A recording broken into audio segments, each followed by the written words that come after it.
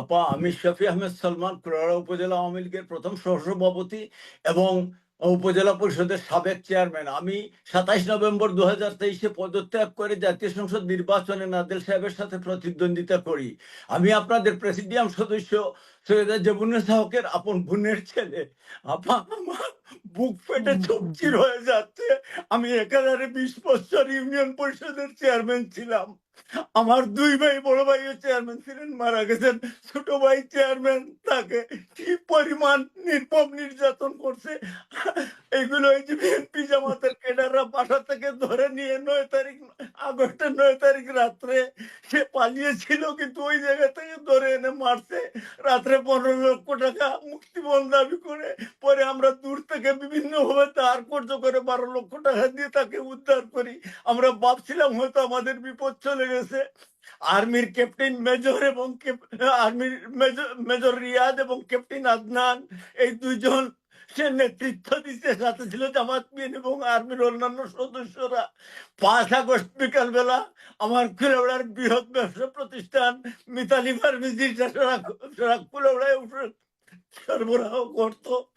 আপা, আমি ব্যাংক থেকে 2.5 কোটি টাকা ঋণ নিয়ে ব্যবসা প্রতিষ্ঠান গড়েছিলাম। একটা অস্তিত্ব রাখেনি আমার ওই বিল্ডিং এর। এরপর আমরা তো নিশ্চিন্ত দূর দূরান্তে আত্মগোপনে আছি। ওই 5 তারিখে সন্ধ্যার পরে আমার বাসায় হামলা চালিয়ে ভাঙচুর করে তারপরে আমরা আমাদের মনের মধ্যে একটা সান্ত্বনা দিয়েছিলাম যে সম্পদ গেছে, যাক, নিজেরা তো ওরও বেঁচে আছি। 21 আগস্ট রাত 8:30 সময় আমার ভাই ইস্তাক আহমেদ বুরহানকে হঠাৎ করে এসে তার ব্যবসা প্রতিষ্ঠান আদিল ডিপার্টমেন্ট স্টোর থেকে ধরে আর্মির সাথে ওই বিএনপি জামাতের ক্যাডাররা, নাম আমি এখানে অভিযোগে দিছি আপা, নিয়ে চোখ হাত বেঁধে নিয়ে যায়। নিয়ে গিয়ে আমাদের ওই ভাঙ্গা বাসার মধ্যে ওইখানে এমন ভাবে মারপিট করে আমার ভাইয়ের চিৎকারে পুরো মহল্লার লোকজন জেগে উঠে এবং কান্নাকাটি শুরু করে ওইখানে আর্মি নিয়ে যায়। রাত্রে 2টার সময় আমাদেরকে জানান দেয়, অর্থাৎ আমার ভাইয়ের বউকে বলে যে 25 লক্ষ টাকা দিলে ওকে পাবেন, না তোমার সকালবেলা লাশ নিয়ে। আমরা শোনার পরে 25 লক্ষ টাকা আমরা 1 ঘন্টার ভিতর কই থেকে দেবো আপা? আমরা টাকা দিতে পারি নাই। আমার ভাইয়ের শরীরের কোনো অস্তিত্ব ছিল না। অপরাধ একটাই, জ্ঞান বিশ্বাস মতো অন্য কোনো অপরাধ করি নাই আপা। অপরাধ একটাই, আমরা আওয়ামী লীগের নিবেদিত প্রাণ ছিলাম। আমি কুলাউড়া উপজেলা আওয়ামী লীগের প্রথম সহসভাপতি, এর আগে জয়েন্ট সেক্রেটারি ছিলাম। আবার যে কথাটুকু বলতে চাই, আমার ভাইকে মন নির্যাতন করছে, পরে নিয়ে কুলাউড়া পরের দিন সকাল 10:30 থেকে 11টার মধ্যে থানায় নিয়ে মাটিতে ফেলে চলে আসে। তখন ওসি ছিলেন উনি, ওই আগের পুরাতন ওসি আলী আলী আলী মাহমুদ সাহেব। ও নিয়ে মাটিতে ফেলার পর উনি বললেন আমি কি করবো, ওই বলা কোনো পিটুনিতে মারা গেছে। ওসি সাহেব আমার ভাইকে সেখান থেকে তুলে হাসপাতাল নিয়ে যায়। ডাক্তাররা দেখে বলে আশা নেই, তড়িৎ করতে সিলেট পাঠিয়ে দেখতে পারেন।